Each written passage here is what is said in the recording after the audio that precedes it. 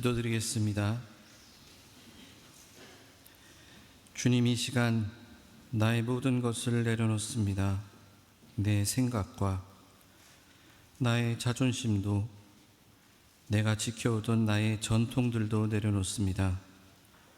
그리고 주님께 내 영혼의 귀를 기울입니다. 주님 말씀하여 주시고 그 귀한 말씀을 듣는 우리가 되게 하옵소서. 예수 그리스도 이름으로 기도드립니다. 아멘. 저는 가난한 시골 목회자의 아들로 자랐습니다. 아버지께서는 처음 10년 동안 사역한 교회에서 월 100만 원을 받으셨고, 그 뒤에 은퇴할 때까지 목회하신 곳에서는 20년 가까이 목회를 하셨는데 월 60만 원 받기로 하고 시작하셨다가 그마저도 재정이 허락하지 않아서 그 사례도 못 받고 목회를 하셨습니다. 제가 10살이 되던 해에 목회를 시작하셔서 제가 목사 안수 받기 직전까지 목회를 하셨으니까 제 성장기, 사춘기 시절과 청년 시절을 지나서 결혼하고 손주를 안겨드릴 때까지 저희 아버지께서는 박봉의 목회를 하셨습니다. 제가 박봉이라고 표현했지만 목회자가 교회에서 받는 돈은 월급이라고 하지 않습니다. 사례비라고 합니다. 사례라는 말은 한자어인데 그 뜻은 감사할 때 사이고 예의 혹은 예물할 때 예입니다. 그래서 감사의 뜻으로 드리는 예물 혹은 감사의 뜻으로 드리는 금전이라는 뜻을 갖고 있습니다. 월급은 노동의 대가입니다. 내가 일한 시간만큼, 내가 가진 능력만큼, 내가 직장에 기여하는 만큼 받아가는 것이 월급입니다.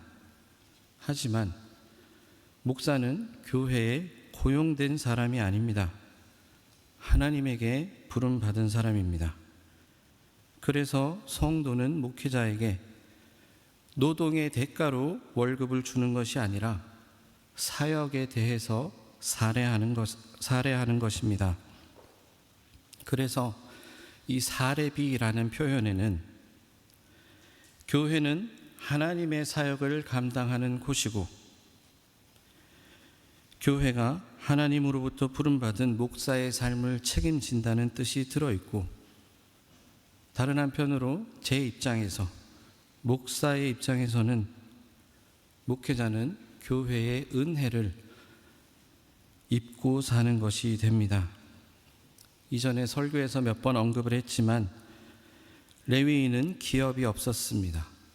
가나안을 정복한 이후에 땅을 받지 않았고 각 지파별로 흩어져서 제사를 담당했습니다. 레위인은 먹고 살기 위해 농사지을 땅이 없는 대신 백성의 11조로 먹고 살았습니다. 백성의 11조가 오늘날 교회의 사례가 된 셈입니다. 레위인은 그렇게 먹고 살아야 했습니다. 사람들의 신앙을 돌보고 사람들이 하나님께 내어놓는 것으로 살아가는 삶이었습니다. 한마디로 얘기하자면 은혜로 살아가는 사람들입니다.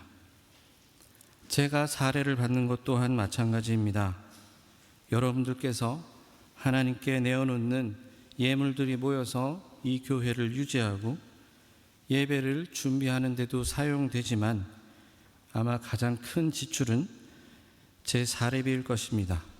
게다가 독일은 세금이 얼마나 센지 교회에서 제 사례비를 감당하기 위해서 제 체류 허가가 나올 만큼 제 사례를 감당하기 위해서 얼마나 애쓰고 계신지 저도 잘 알고 있습니다.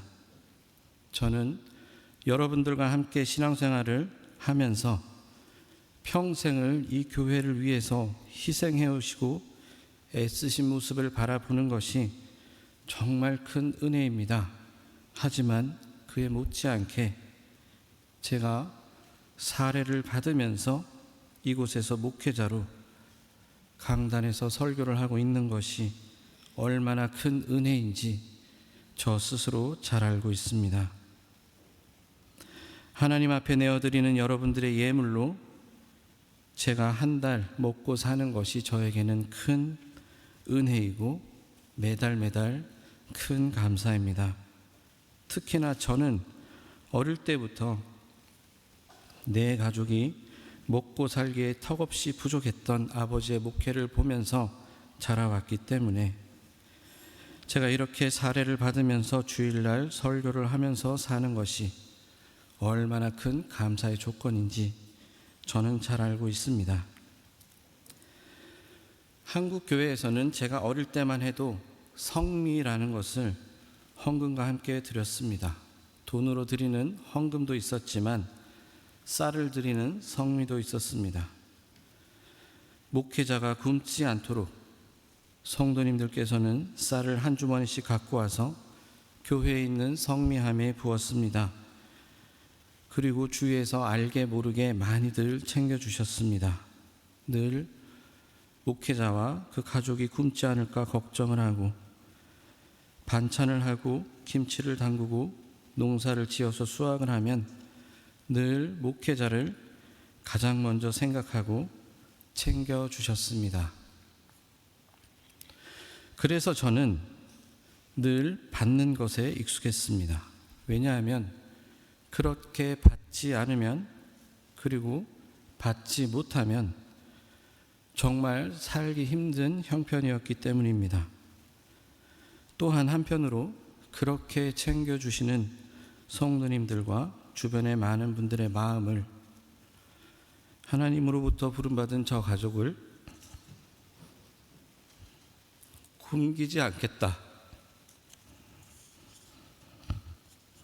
하는 그 마음을 잘 알기 때문입니다.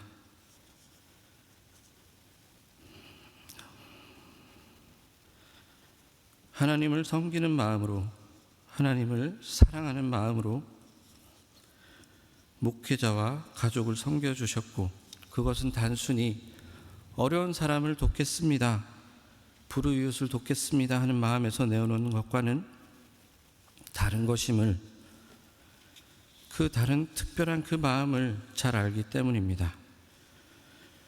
우리 가족은 늘 그렇게 신세를 치면서 살았습니다.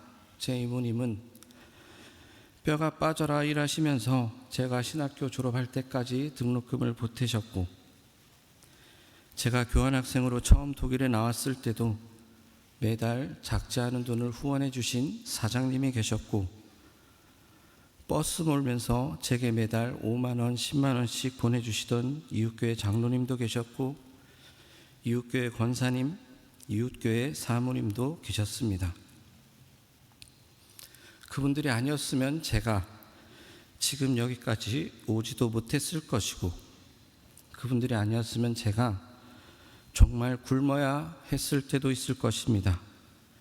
하지만 감사하게도 전 지금까지 돈이 없어서 굶은 적은 없습니다. 이 뒤셀도르프 한인교회에 와서 제가 많은 사랑을 받습니다. 우리 세 가족이 독일 정부로부터 체류 허가를 받을 수 있을 만큼 사례를 받고, 저희 집 냉장고는 먹을 것들로 가득 차 있습니다. 성도님들께서 맛있는 것 드시면 목사인 저를 제일 먼저 생각해 주시고, 부추를 뜯어도 깻잎을 따고 열매를 수확해도 가장 먼저 저를 생각해 주십니다. 좋은 밥을 대접해 주시기도 하고 책을 받기도 합니다. 제 옷이 낡아도 마음을 쓰시고 신발이 낡아도 마음을 써주십니다. 그때마다 저는 정말 감사하게 받습니다. 결코 제가 공짜를 좋아해서가 아닙니다. 제 머리숱이 줄어드는 것을 박 목사님 공짜 좋아하는구나 라고 오해하시면 안 됩니다. 목회자로 살아간다는 것은 곧 성도들의 11조로 살아가야 한다는 말이기 때문에 목회를 그만두지 않는 이상 결국은 11조로 살아야 하는 운명이기 때문에, 그리고 그 11조에 담긴 성도님들의 마음을 나름대로 잘 알기 때문에 주시면 거절하지 않고 먼저 받습니다. 아니, 오히려 거절하면 안 된다는 생각이 있습니다. 늘 받기만 하는 이 삶이 편한 것이 절대 아닙니다. 아싸, 공짜다 하면서 받는 것이 아닙니다. 가끔은 내가 능력이 좋아서 크게 벌고 떵떵거리며 살고 싶다는 생각이 들 때도 제법 있습니다. 저희 어머니께서는 이런 적도 있었습니다. 한 성도님께서 사모님, 우리 집에 와서 된장 먹고 싶은 만큼 마음껏 퍼가이소 부르셔서 갔더니 글쎄 그 된장 항아리에 파리가 알을 깠는지 구더기가 빠글빠글한 것입니다. 도무지 먹을 수 없는 된장이었습니다. 저희 어머니가 어떻게 했을까요? 성질 같아서는 욕이라도 하고 사람을 뭘로 보냐며 큰 소리도 한번 치고 싶었겠지만 고맙습니다 하고 된장을 퍼왔습니다. 우리 집 창고에 감자가 참 많습니다. 먹고 싶은 만큼 가져가십시오 해서 갔더니 감자마다 싹이 얼마나 났던지 감자보다 줄기가 더 무성하더랍니다. 그래도 어머니는 고맙습니다 하고 감자를 가져오셨습니다. 물론 그것들을 자식에게 먹이지는 않으셨습니다. 먹지 않더라도 일단 고맙습니다 하고 받아왔습니다. 그게 목회자로서 살아오신 저희 부모님의 삶이었고 그 목회자의 가족으로 살아온 저의 삶이었습니다. 그런데 제 장인어른은 사업을 하셨습니다. 지금은 진작에 은퇴를 하셨지만 한때는 사업이 잘 돼서 6달 다 공부시키고 또 고향 교회에다가 쌀을 포대로 갖다 주시고 교회 내부 인테리어 공사도 다 해드리고 했습니다. 제 아내는 부자로 넉넉하게 떵떵거리며 살지 않았습니다. 하지만 사업가의 딸로서 늘 베푸는 것을 보면서 컸습니다. 저와는 반대의 삶을 살았습니다.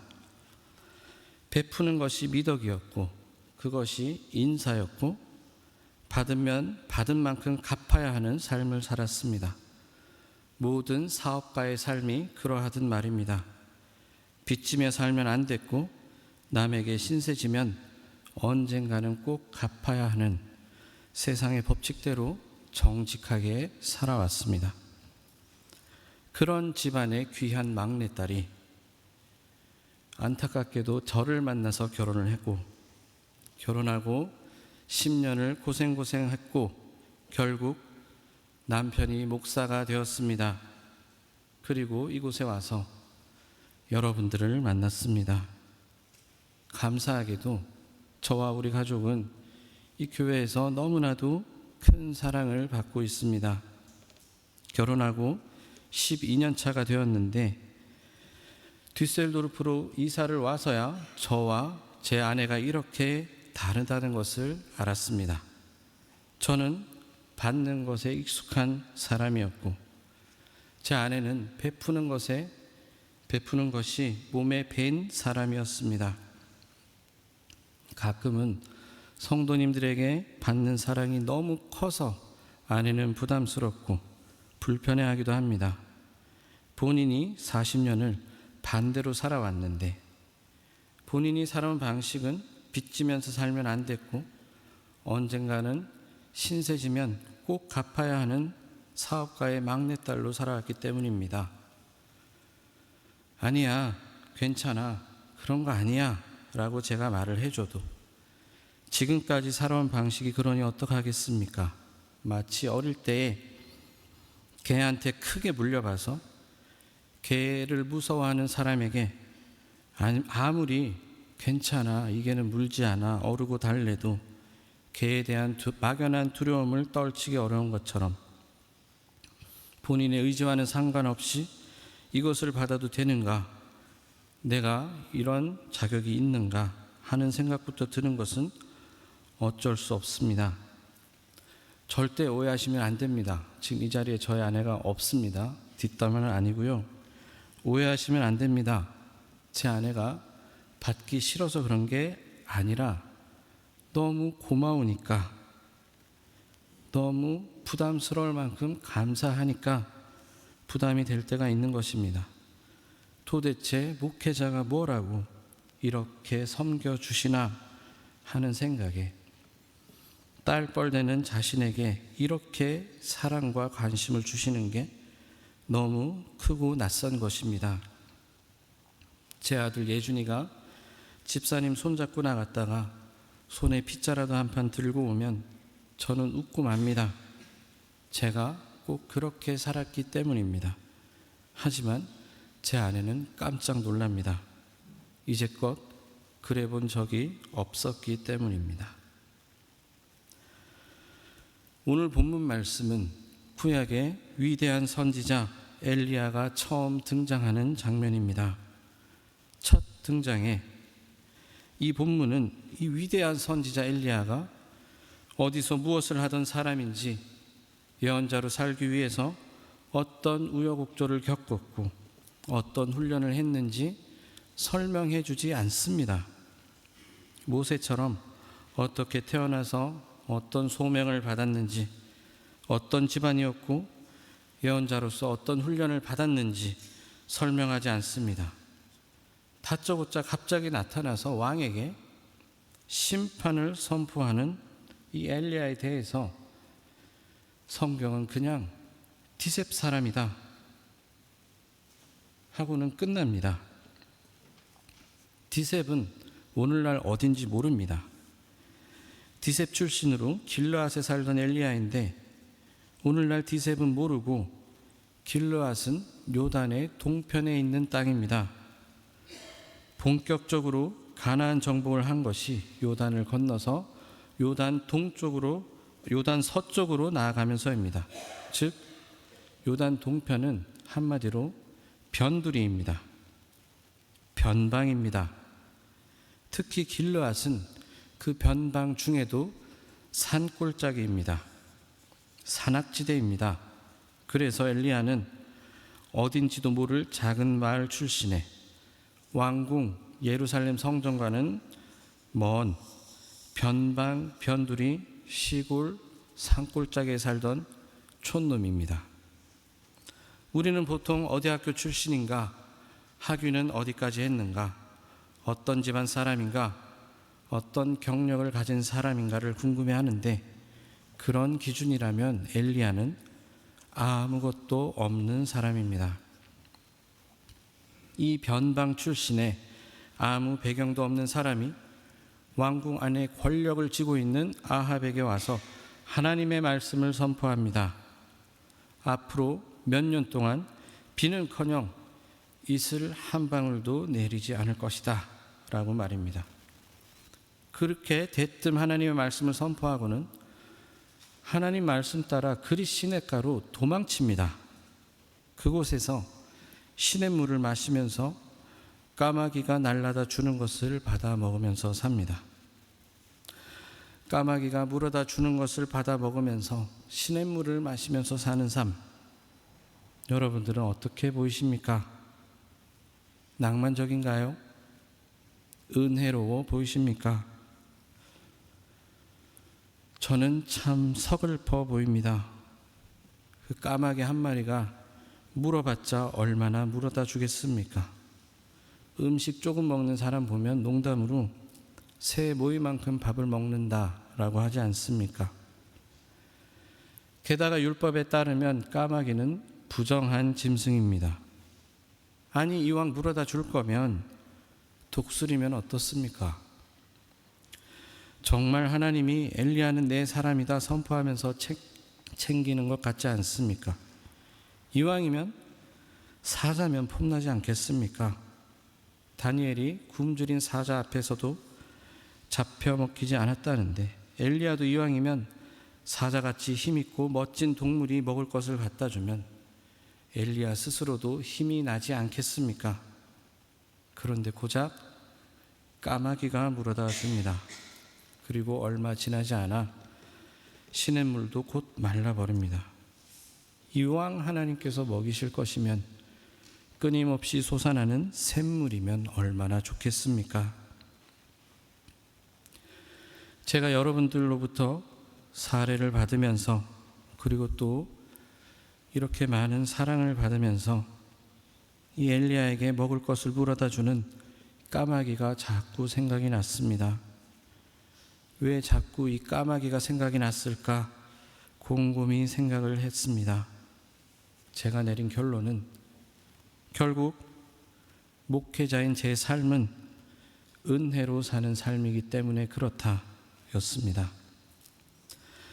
하나님께서 까마귀를 보내셔서 그 까마귀가 물어다 주지 않으면 그날 하루를 굶어야 하는 삶, 결국 하나님의 은혜가 아니면 한 발짝도 나아갈 수 없는 삶입니다.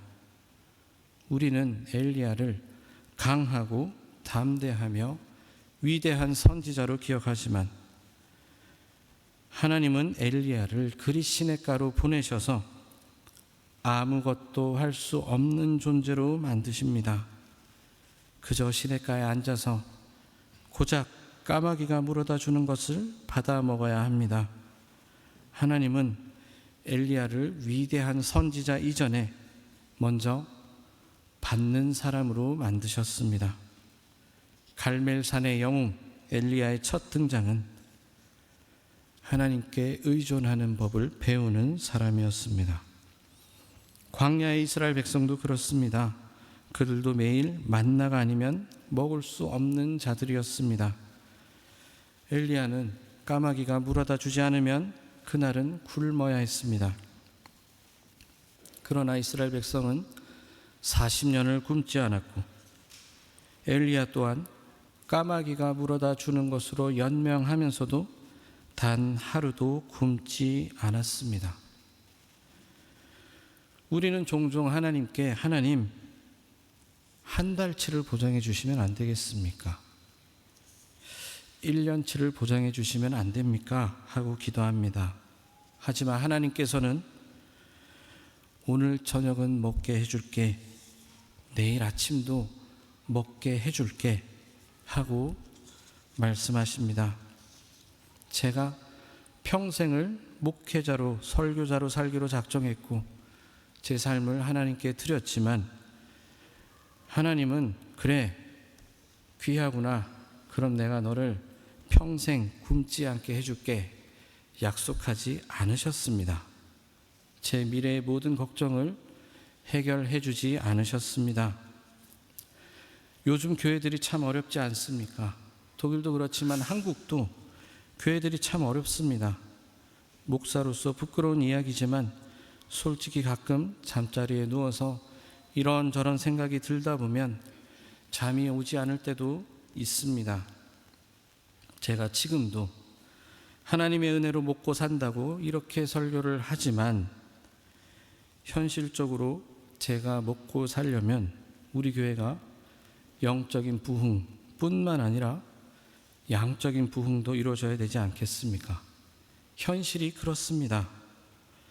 제가 평생을 어릴 때부터 그렇게 살아왔으면서도 평생을 하루하루 베푸시는 은혜로 지금까지 굶지 않았으면서도 또 아내가 고생하며 살아온 그 은혜로 지금까지 살아왔으면서도 내일을 생각하면 이런 생각이 들기도 하는 것입니다. 목사인데 그래도 앞에서 설교하는 사람인데 이런 생각하는 제가 불편하십니까?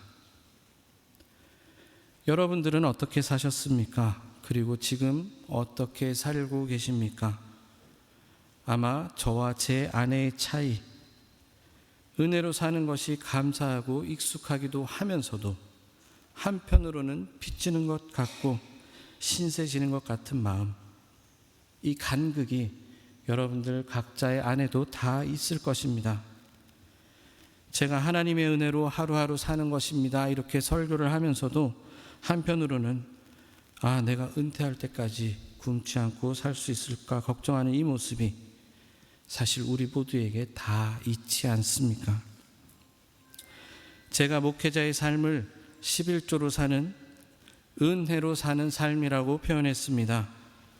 그래서 저를 섬겨주시는 여러분들의 손길이 저에게는 하나님의 은혜를 드러내는 손길들입니다. 저에게 보태지는 여러분들의 마음 하나하나가 저에게는 하나님의 은혜의 증거들입니다.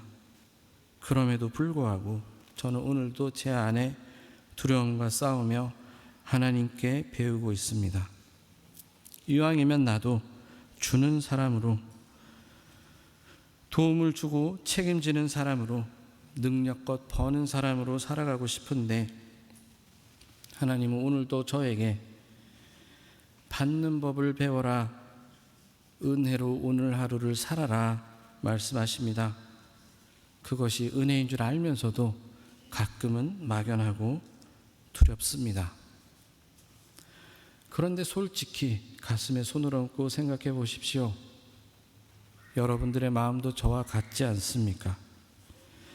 여러분들 모두 오늘 하루 은혜로 살고 있음을 고백하고자 이 자리에 나오셨습니다. 또한 여러분들 모두 하나님의 은혜를 사모하기 때문에 여기 앉아 계신 것 아닙니까? 그러나 한편으로는 오늘 내가 이루어내야 할 것들을 쭉 떠올리면서 하나님의 은혜를 떠올리는 것을 잊고 살지는 않으십니까? 입술로는 하나님의 은혜로 산다고 말은 하면서도 늘 오늘 하루치의 걱정을 머릿속 가득 짊어지느라 정작 하나님의 은혜를 생각할 작은 공간조차 잊고 살지는 않으십니까? 저는 제 아내가 간혹 부담스러워하고 어려워하는 모습을 보고 처음에는 성도님들의 마음을 더 깊이 이해해 줬으면 하고 생각을 했습니다. 그런데 시간이 지나고는 아내가 그런 마음을 갖고 있는 것이 참 감사했습니다. 왜냐하면 받는 것이 당연하지 않아야 은혜이기 때문입니다. 받으면서 내가 응당 받을 만하니 받았지 라고 생각하면 과연 그것이 은혜라고 할 수 있겠습니까? 받으면서도 늘 놀랍고 늘 낯설어야 그것이 진정한 은혜입니다. 물론 제가 당연한 것을 받는구나 라고 생각한다는 것이 절대 아닙니다. 매달 사례를 받고 제가 11조를 드릴 수 있음이 얼마나 감사한지 모릅니다. 이만큼 사례를 받아서 이렇게 더운 날 제가 아들 예준이 손잡고 아내한테 비밀로 하고 그 작은 손에 아이스크림 하나 들려주는 게 그렇게 기쁘고 감사합니다. 그런데 여러분, 그 은혜가 매일매일 낯설어야 합니다.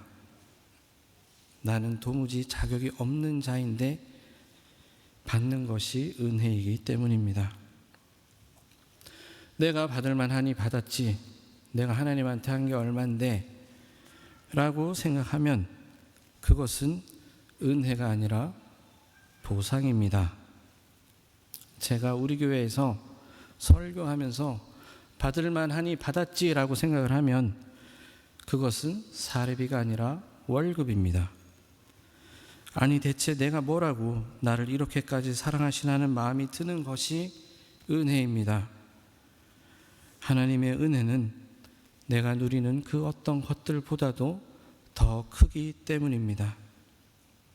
우리는 엘리야 하면 갈멜산에서 바알 선지자 450명을 무찌른 그 위대한 이야기를 가장 먼저 떠올리지만 성경은 엘리야의 첫 이야기를 부정한 짐승 까마귀가 물어다 주는 것으로 하루하루 연명하다가 시냇물이 말라서 그마저도 못한 사람으로 소개합니다. 하나님은 엘리야를 받는 사람으로 만드셨습니다. 하나님께 의존하고 의지하는 법을 배워야 하는 사람인 것입니다. 엘리야의 첫 등장은 영웅이 아니라 수혜자였습니다. 우리도 마찬가지입니다. 여러분,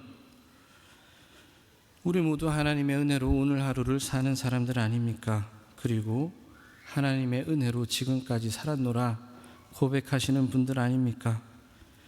우리 모두는 하나님께 받는 사람들입니다.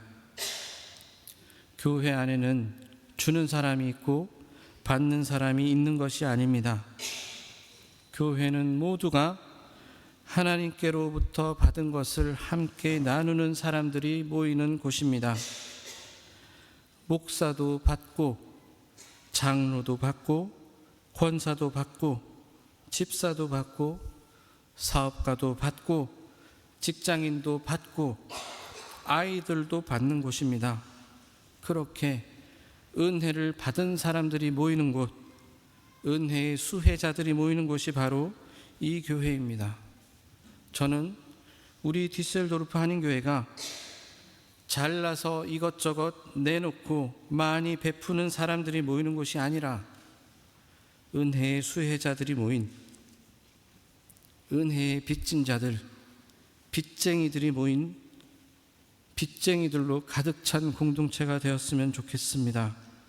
그리고 내가 은혜를 받은 자, 내가 은혜의 수혜자라는 그 사실이 우리 스스로에게 늘 낯설고 불편했으면 좋겠습니다. 내가 응당 받을 만해서 받았다고 여기는 것이 아니라, 아니 대체 내가 뭐라고, 내가 뭔데 이런 큰 은혜를 받고 사는가, 마음이 불편하고 낯설었으면 좋겠습니다. 그래서 하루하루 주님께서 공급하시는 그 은혜가 늘 여러분들의 마음에 감동이고 감사였으면 좋겠습니다. 까마귀가 물어다 주는 오늘 하루치 양식에 감격하고 감동하는 오늘 하루가 되시길 바랍니다. 오늘 이 하루 까마귀가 물어다 주는 인간의 시선에는 작고 보잘것없는, 심지어는 부정해 보이기까지 하는 그 작은 은혜가 오늘 하루 나를 지탱하고 오늘 하루 나를 살아가게 하는 하나님의 크신 은혜이길, 그리고 세상의 시선에는 작고 보잘것없는 그런 것일지라도 내 영혼에는 늘 낯설고 불편한, 그리고 당연하지 않은 것이기를, 그래서 그 어느 것보다도 크고 놀라운 하나님의 은혜로 오늘 하루를 감격하며 살아가시는 사랑하는 디셀도르프 한인교회 성도님들이 되시기를 주님의 이름으로 축원합니다. 기도하겠습니다. 주님, 지금껏 내 힘으로 살아온 줄 알았지만 돌아보니 오늘까지도 주님의 은혜로 살아왔음을 고백합니다. 그러나 주님, 우리는 자주 내일을 염려합니다. 오늘 베푸신 은혜보다 내일의 걱정을 더 크게 바라보며 살아갑니다. 입술로는 은혜를 말하면서도 마음은 불안과 두려움으로 가득할 때가 많았습니다. 엘리야가 까마귀가 물어다 주는 것으로 하루를 살았듯이 우리도 오늘 주시는 그 은혜로 살아가는 법을 배우게 하옵소서. 우리 디셀도르프 한인교회가 능력 있고 잘난 사람들이 모인 공동체가 아니라 은혜 받은 자들이, 은혜에 빚진 자들이 모인 공동체가 되게 하시고 하나님께 받은 그 은혜를 서로 나누며 함께 살아가는 공동체가 되게 하옵소서. 우리의 참된 공급자 되시는 참 생명이신 예수 그리스도 이름으로 기도드립니다. 아멘.